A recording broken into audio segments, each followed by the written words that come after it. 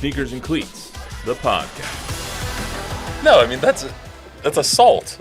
To tape someone to a banister. Oh, no, I'm talking about you take 4 tires off a car and off a guy's car. Was there a crime committed in any of that? I mean, yeah, but it's a nice crime. Anyway. I don't know. Welcome to the Sneakers and Cleats podcast. Oh. This is Thursday, March 13th, I believe, episode 179. We're talking about... You're fading. You're fading out. I know. I wore the wrong shirt today, apparently. I thought it was a green screen, not a blue screen. But apparently, I'm just an illusion. Zeitgeist. So yeah, don't pay attention to me fading away. I'm not going anywhere, sadly. Anyway, we were talking about the Spurs prank on Stephon Castle yesterday. He walked out to his car, which is a Toyota Supra, by the way. Oh. And all 4 of his tires were missing. They were. I mean, it's just a little prank. Okay. I mean, you don't like it. I don't know what to make of it. No, that's not that I don't like it. I just thought it was a veteran move that I didn't see Chris Paul or Harrison Barnes. Well, yeah, it was in that picture. It was obviously them and De'Aaron that did this, and maybe not Chris Paul, but De'Aaron was asked about it. He was like, hey, he's got it pretty good. We just pull a little prank on him. He's just driving a Toyota Supra. I mean, don't you expect him to have a better sled? I kind of like the fact he drives what he drives, man. He's a humble cat and he's working his way up, but apparently somebody doesn't think he's done enough rookie chores around the room because he got the treatment last night. I mean, I always thought it was funny. I'm one of those guys that I remember when Tim Tebow was a rookie and they made him get the Friar Tuck haircut, and so he was bald up top and just had the hair around the sides. I think that's funny, but they've gotten rid of all that in all the sports pretty much. So there's no more rookie hazing. So I guess you get a prank pulled on you every now and then.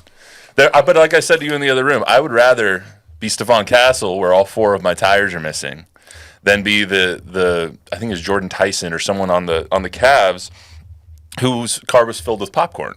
One is so much easier to fix than the other. There was the best prank I've ever seen was back in the day by the Spurs, and we were coming out of a shoot around, and Malik Rose had his Mercedes-Benz, and everybody's leaving practice, and it just catches my eye. There's this Mercedes-Benz with Oreo cookies unscrewed and literally front to back. It was a row of Oreo cookies from the back of his hood to the front of the car and to the back of the trunk to the front of the hood. It was the funniest thing ever. And then so we circled back.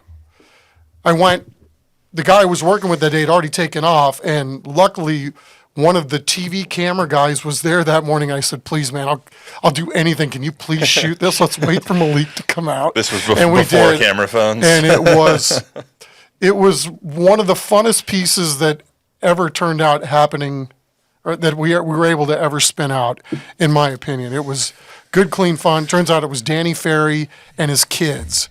Must have bought a case full of Oreo cookies and unscrewed them and put them all over his car.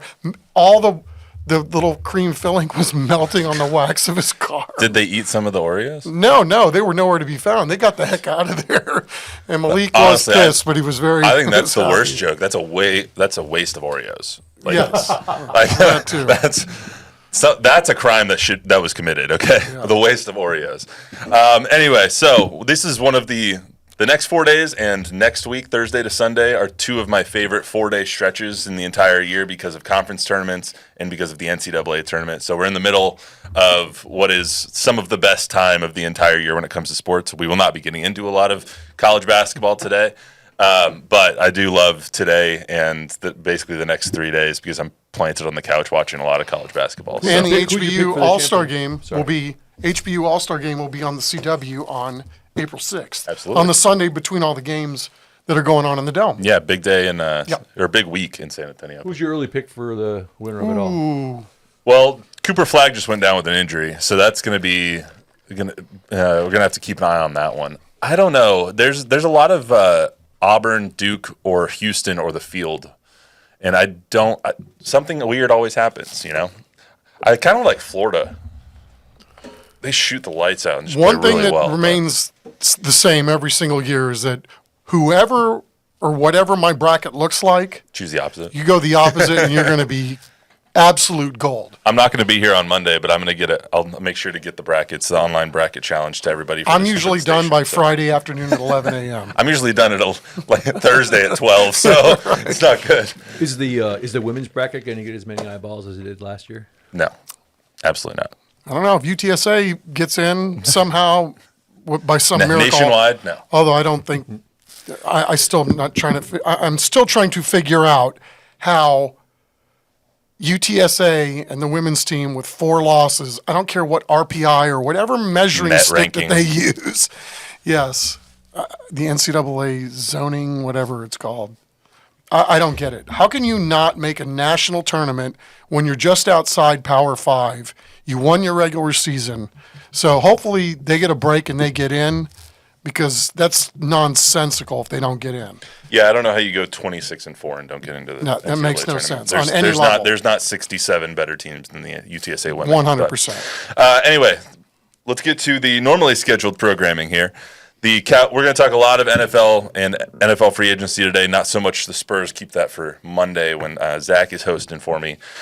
Remember to subscribe to the YouTube channel News 4 Fox SA. Download, rate, review the podcast version if you're so inclined. Cowboys have been kind of wheeling and dealing this week, a little bit more than Jerry Jones wanted to let on.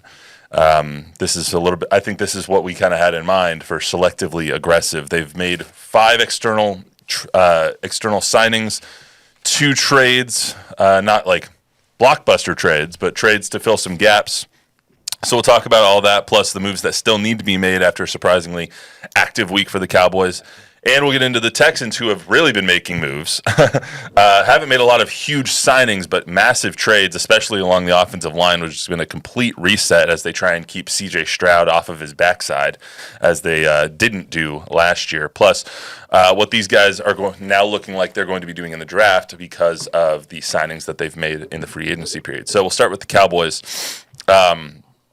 Chuck, when you look at everything that they've done so far, I think they made 9 re-signings.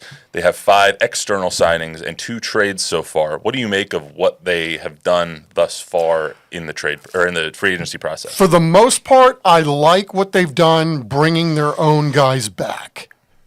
They've let some guys go that I think they're going to miss. Well, I'm sure get into that a little bit later on. And then as a whole, the moves that they've made minus 1 are roster moves where they're filling in the back end of their roster. So they're getting guys on the free agency market that they're going to sign in the hopes is that they can fill in, but only if there's not somebody better in front of them. Like building depth. Yes. I mean, there's a reason why guys are signing for 1 year, $3 million, because they're giving up money to have a job, right? But if, they all these guys get rated, right? It's performance-based, age-based, everything that you are in the room, and then pretty much the whole league knows what you are at this point. You can write it down on the column, and there's a money figure right next to it. So there's a reason why these guys are on the market. Maybe they're coming back from injury. So in terms of filling out the back end of the roster, there have been some really slick moves, but as we know, there are some chasms that need to be filled here on this roster as well. Yeah, I tweeted this out yesterday after they made the trade for Kenneth Murray, and I think it's an unpopular opinion because everyone likes to crap on the Cowboys, including me, that I think they're having quietly a very good, positive offseason. And I got into it, but I went back and forth with Walter Pasquarito a little bit on Twitter last night. I think that they've done a really good job of filling gaps and getting guys that are low risk, high reward. Kenneth Murray, one of the guys that they traded for. It's now going to be his 6th season in the league. First forward with the Chargers. He's a former first-round pick out of Oklahoma. He hasn't performed to the first-round capability, but the Cowboys have done a very good job taking first-round picks from other teams and making them shine on their own team. Look at Malik Hooker. They've done a really good job with doing that. And so if they can get some of these guys, whether it's Solomon Thomas, who's a former top 5 pick, Peyton Turner, who's a former first-round pick for the Saints. If you can get some of these guys to perform at the higher level than what they have performed at thus far, get a little bit more out of them, trust the coaching and trust that Matt Eberflus is able to get more out of them, then I think that people will look at this free agency period as a success, but you're going to have to see the see the fruits of the labor first. I think that it's been a very good free agency period thus far because they've gotten 5 guys that fill holes on 1-year deals. If they don't work, they don't work. Yeah, I mean, as we're sitting here today, Murray, though, looks like the one guy that you could go, for sure that guy's going to start, right? He may not, based on the health of some guys that are coming back from last year's team that got banged up. But that was the one move where it's like, okay, I see you working here, Cowboys. You're trying to get a younger version of where you were at last year at that spot. Yeah, when you lose Eric Kendricks, he might come back, he might retire. You don't know exactly what Eric Kendricks is going to do yet. And you lose DeMarvion Overshone, who is very, very likely out next year. You need depth at that position. That's why they signed Jack Sanborn, the undrafted linebacker who played for the Bears last year.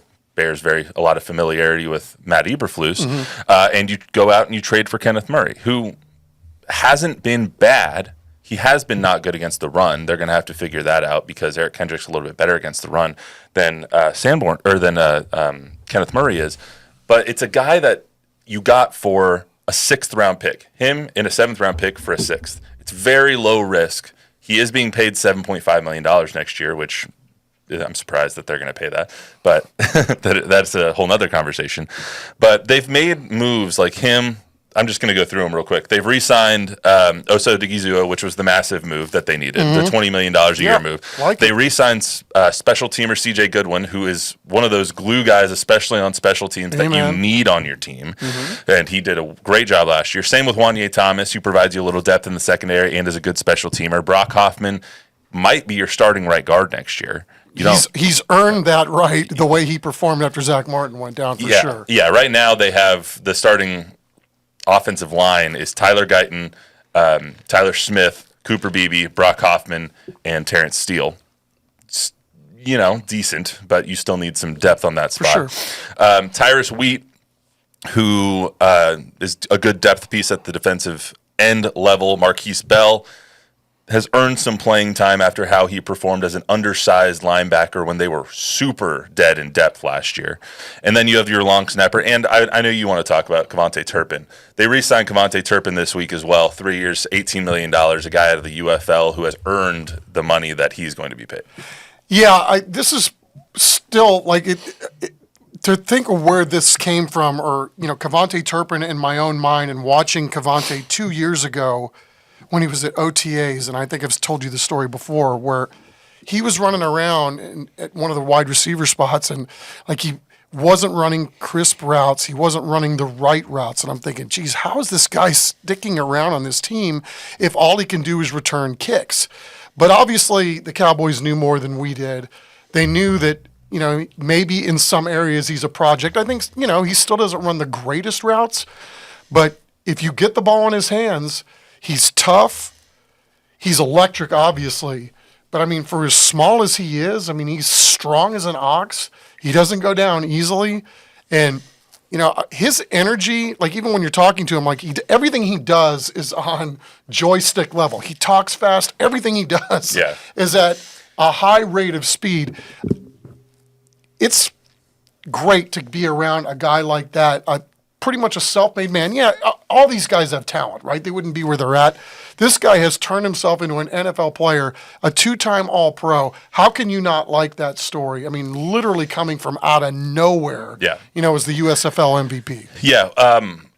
Where I'll give Mike McCarthy and Brian Schottenheimer a lot of credit the last 2 years is that they've learned and tried to use him in different ways. You see that he is a great punt returner and a great kick returner. How can we use those abilities that he has as an electric punt and kick returner and get that on our offense, whether it's an end around, whether it's getting it out on screens, a tunnel screen or a bubble screen, or however you're going to get him the ball? They've done a much better job of integrating him into the offense and trying to use those abilities. And now you see he's going to be doing those things for the Cowboys for the next 3 years.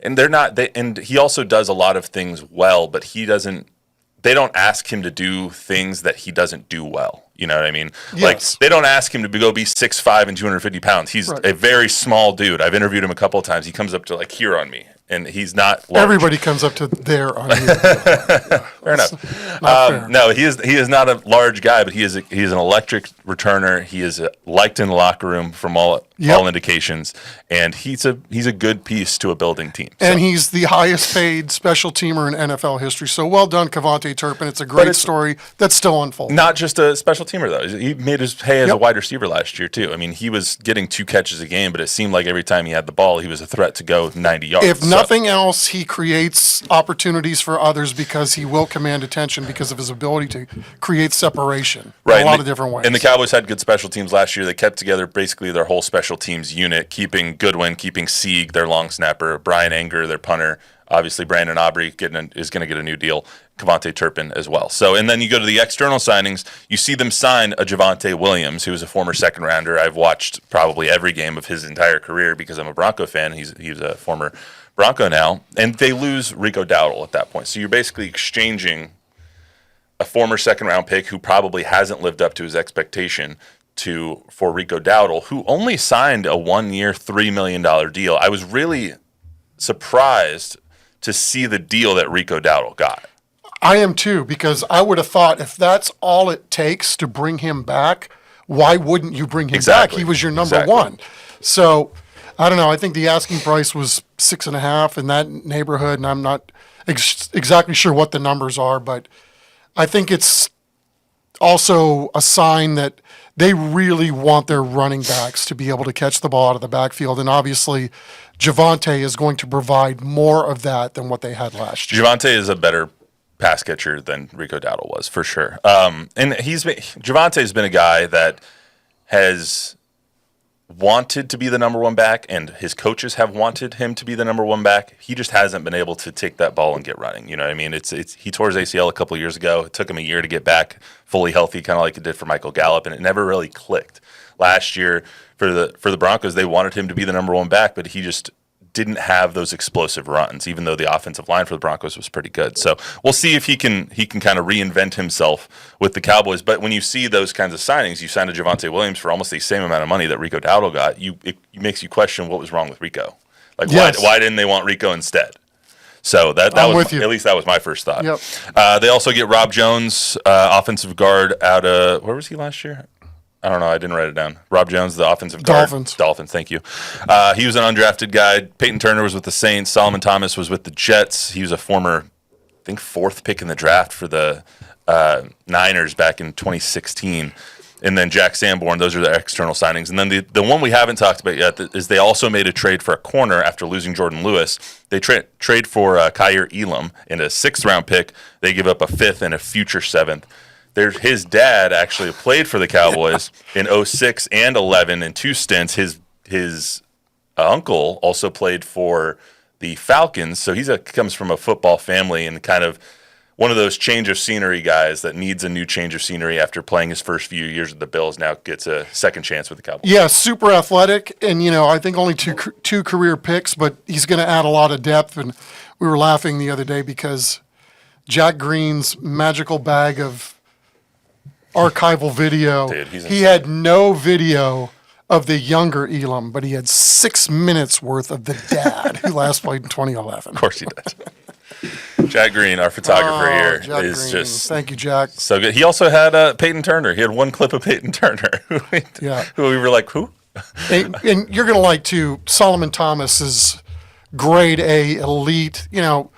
Veteran defensive lineman. He'll be a great rotational guy for them, but Stanford guy, Dallas area guy, and he's really championed suicide prevention. His sister committed suicide, and he has that in common with Dak, who lost his brother, and he's been very, very open about it. And we did a piece with him 4 years ago, and if you get a chance, we've got it on foxsanantonio.com. I mean, he's really a sturdy dude, and allowed himself to really open himself up to how he was managing all of this and with his parents and, where do we go from here? And I mean, he's really been a bright light in helping a lot of people, not only prevent suicide, but, helping those that are trying to deal with, a loved one that may have done that. So, well, I mean, he's a good dude. Well said. And talking about the guys that are now leaving the team that were not re-signed, One of the big ones, obviously, is DeMarcus Lawrence. We talked about Rico Dowd already, Chauncey Golston as well, Chuma Edoga going to Jacksonville. The two that really stick out are Jordan Lewis and DeMarcus Lawrence.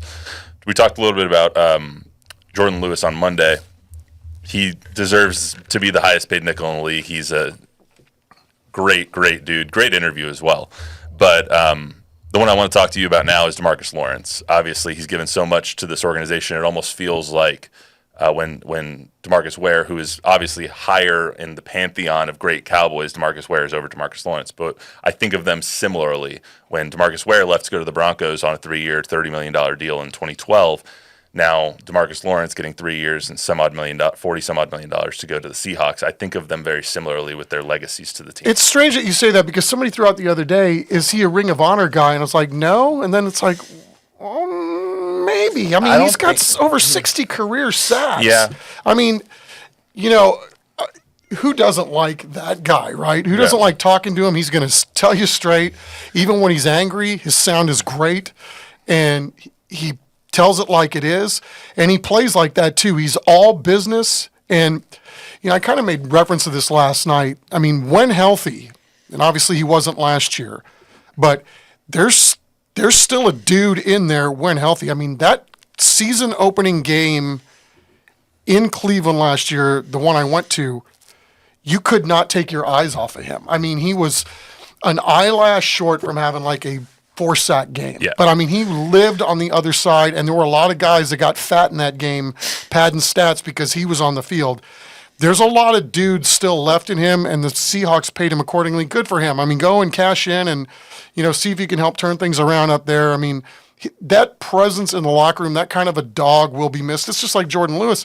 You can't replace those kind of guys that are leaders and then, really will give you their blood, sweat, and tears and just about everything else when you lace it up on Sunday. To your point, though, against in that game, I think a lot of people this season kind of padded their stats against the Browns. So Come on now. That was when they were at least whole. Yeah, I don't know if that made them any better. I mean, of those 5 moves, the Rico Lawrence, Jordan Lewis, Chuma Edoga, and Chauncey Golston, the 5 major losses that the Cowboys have suffered so far, which one is the most consequential to you? And you can take into account who they've gained as well.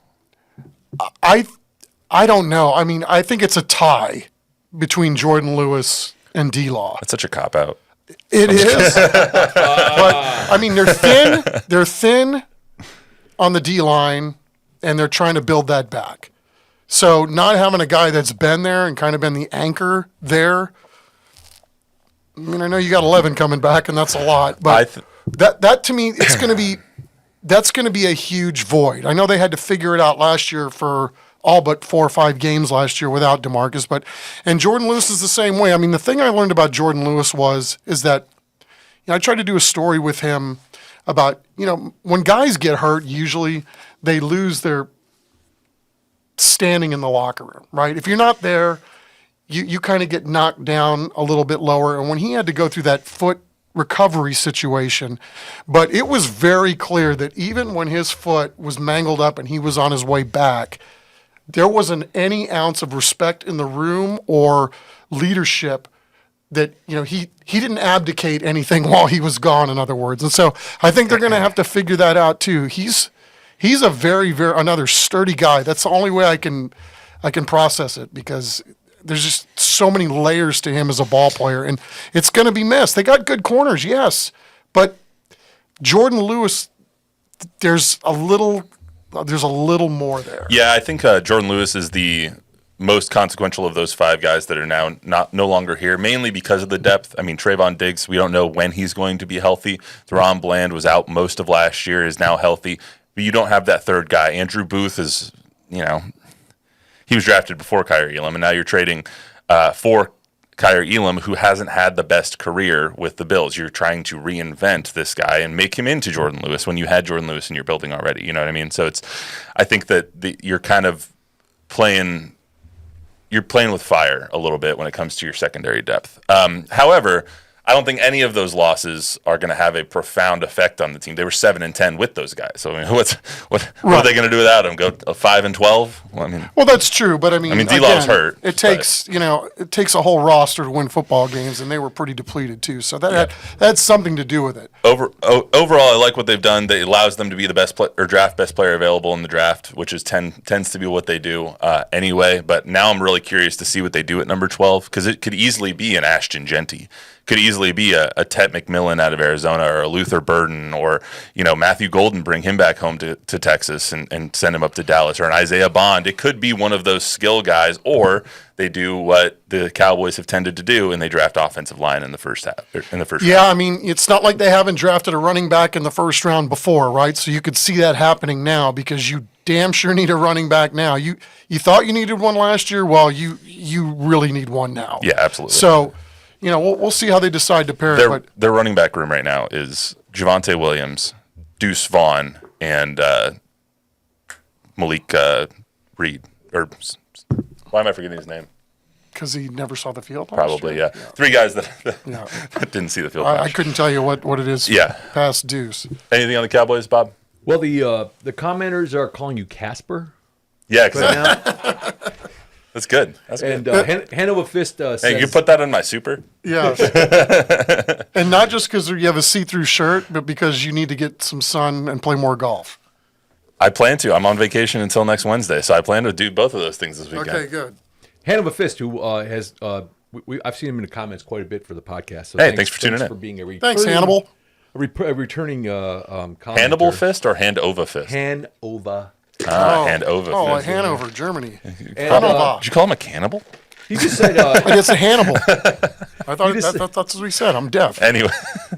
He just said he agreed that J. Lou was the heart and soul of the secondary. Yeah, 100%. 100%. He was the only mainstay in the secondary, because you had Trayvon and Deron Bland basically getting injured at separate times. All right, I'll go with Jordan Lewis over D-Law, only based on availability. Twist his arm. Right. Well, now that I had time to think about it. So. Last thing I want to get to when it comes to the Cowboys, Cooper Kupp, now a free agent. I would love to see the Cowboys sign a free agent wide receiver, whether it's Stephon Diggs, Amari Cooper, Cooper Kupp, Keenan Allen, Deontay Johnson, probably not Deontay. He seemed to have some issues in the last couple of years.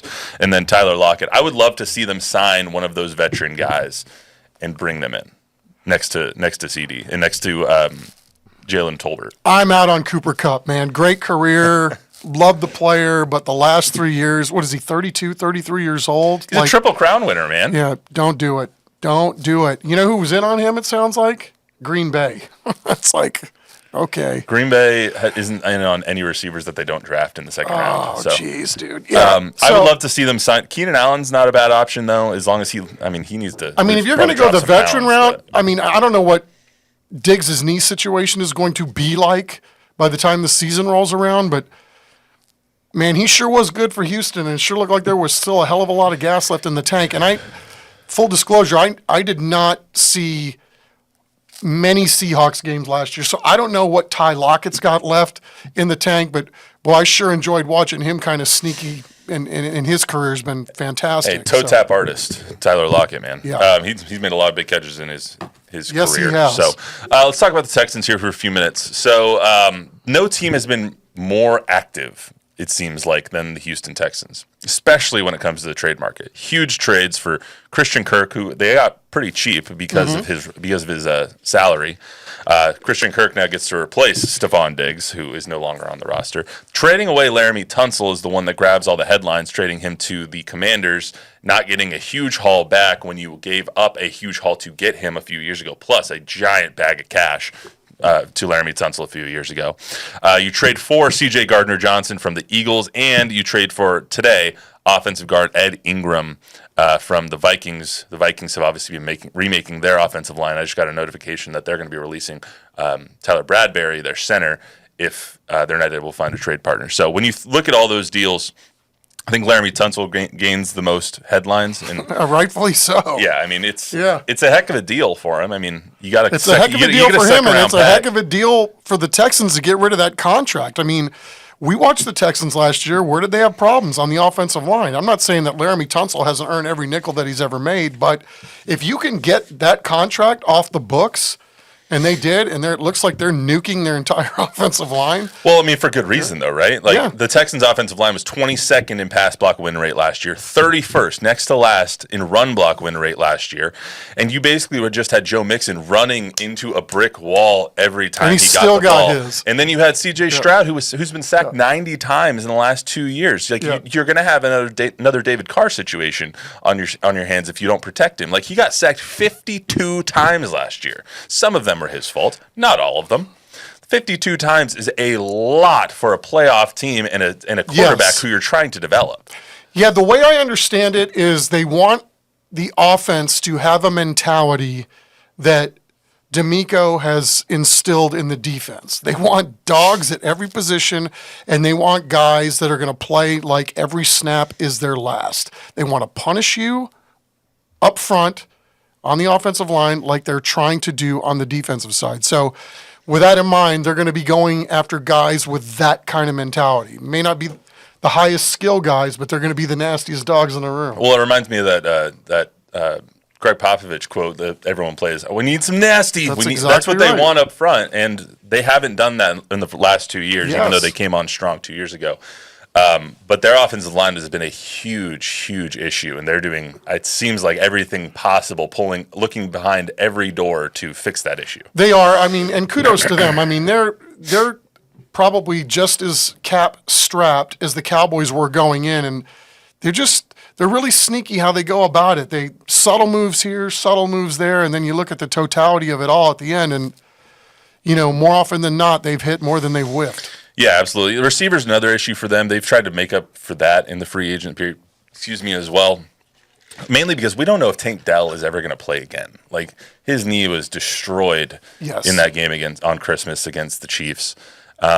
He just had another surgery recently on his knee. We don't know if he'll ever play again, and if he does come back and play, we don't know what level he will be at when he comes back and plays, which is, putting it aside, is just a horrible, horrible thing for such a young player who was developing into a star on that team with C.J. Stroud. Yeah, I mean, really a tough blow for him and the team as well, obviously, and we hope he can get better. But you're right. I mean, I think it would be a long shot at this point to say that you could count on him this year, and I don't think that they can have that mindset going into the draft or even as we explore free agency here. So it'll be curious to see if they go out and try to get a Ty Lockett or somebody like that. Well, they've signed Braxton Berrios so far, or how some people know Alex Earl's girlfriend or boyfriend. I would guarantee that nobody in this room knows who Alex Earl is, but I do, only because I'm married to Jordan and she knows who Alex Earl is. Anyway. Is he nice? She okay. What does she do?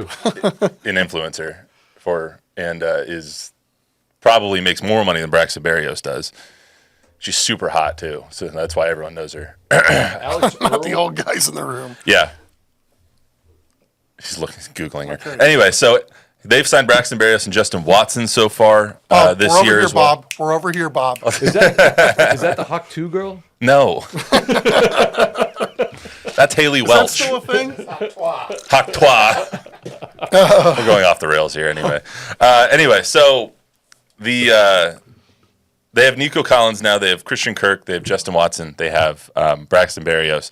They probably will draft somebody to go along with. But you need this offense. It seemed like last year they were doing so well for about 8 games, and then it just came crashing down to earth, and all of the flaws that they had on their offense showed up in the last 9 games of the season and in the playoffs. So it's like they're trying to remake this entire team in one offseason. I don't know if they're going to be able to accomplish it.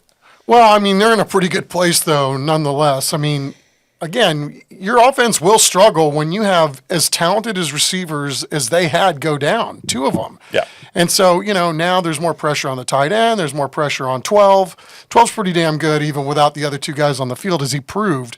But, if you can find maybe one other dude to go along with him, I think that's going to loosen everything up. I do respect what the Texans are trying to do, though, capitalizing on the C.J. Stroud rookie contract window. You're seeing the Commanders do that now with Jaden Daniels. You're seeing the Broncos do that now as they sign Dre Greenlaw, Havalua Fanga, and Evan Ingram in Denver. You're seeing teams that have good rookie or young quarterbacks try and capitalize while they have the cap space and while they're not paying them $60 million a year, so they can try and win a Super Bowl early and then pay the quarterback. we'll see if it works. It's worked before. It worked with Russell Wilson and the Seahawks. It's worked for the Chiefs and Patrick Mahomes. We'll see if it works this time with other teams, but I like that they're at least trying to go for it. Everything the Chiefs have done has worked lately. Fair enough. Except for getting their receivers to stop committing crimes. Whoa! What? Xavier Worthy just got arrested the other day, didn't he? Allegedly. He was not charged with anything, so. Whatever. Yeah. I mean, Rasheed Rice is still going through the legal process. Like, their whole receiving corps, it seems like. Well, didn't Worthy just get arrested for something? That's what I just said. Yeah, but thanks for listening. He was not charged. So let's make that abundantly clear. I don't want to hear from Xavier's attorneys. I'm not convicting him. I'm just saying. No that- charges, right? Huh? No charges. No charges. No charges. Go Chargers. Go. What? The old Arnold Schwarzenegger line when he introduced it. Anyway. All right. Well, that's all we got for today. That's all we have? Before I get sued. That's it? That's it. That's all there is? That's all we got. There ain't no more? Nothing. Wow. I can go find my parka now and see if I can thaw. Yeah, I'm going to go put on, I guess I need to wear a different shirt next time. So, anyway, that's all we got for you on the Sneakers and Cleats podcast today. Remember to download, rate, review, subscribe, give us a 5-star rating, tell a friend, tell an enemy. Zach, Chuck, and Don will be back on Monday. I will see you next Thursday. Where are you going? I'm going back home, Palm Desert, Palm Springs area, see my family for this weekend. So Oh, have fun. it's going to be gorgeous, too. It's 65 and sunny. So, looking forward to it. Just like this room. It's 62 and well lit. We're up to 65. Obviously, 62 and well lit in this room. Anyway, Yes. we'll see you next week.